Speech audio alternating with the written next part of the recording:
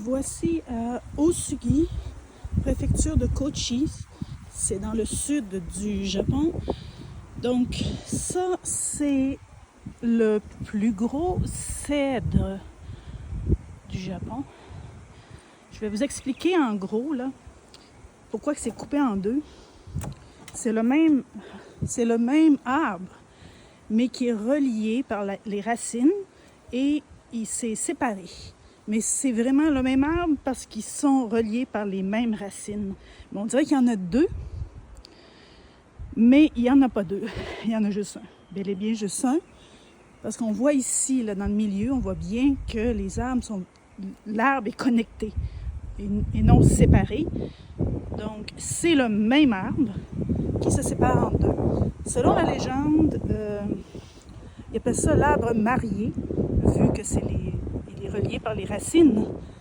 Donc, on vient ici pour prier, pour l'harmonie, l'harmonie du couple. Ceux qui sont célibataires peuvent aussi demander des grâces pour trouver quelqu'un.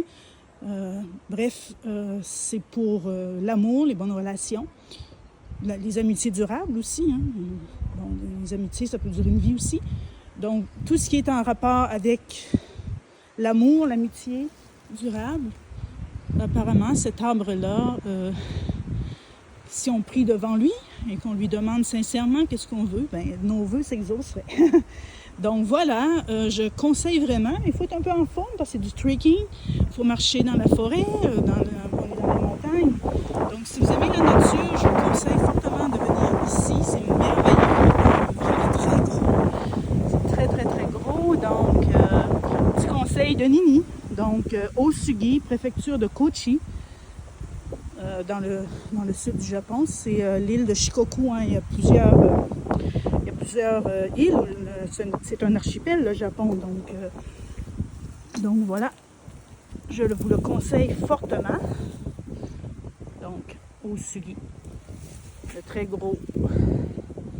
plus gros cèdre du Japon. L'arbre marié. Donc, oui, je peux faire un... OK, bon, vous voyez ici, là, donc on voit bien que l'arbre n'est pas séparé. Il est bien relié. Donc, c'est unique. Moi, en tout cas, de mémoire, je ne me souviens pas d'avoir vu ce type d'arbre-là. J'en ai vu des gros, là, mais pas séparés comme ça. C'est vraiment la première fois. Donc, voilà. Au revoir, sayonara. N'oubliez pas de vous abonner, hein, c'est très important pour pouvoir découvrir des vidéos inusitées. Je visite des endroits qui ne sont pas très connus. Donc, pour vous faire découvrir des endroits du Japon que la plupart des gens ne connaissent pas. Donc voilà, si vous avez des questions, n'hésitez pas aussi. Hein? Bye bye!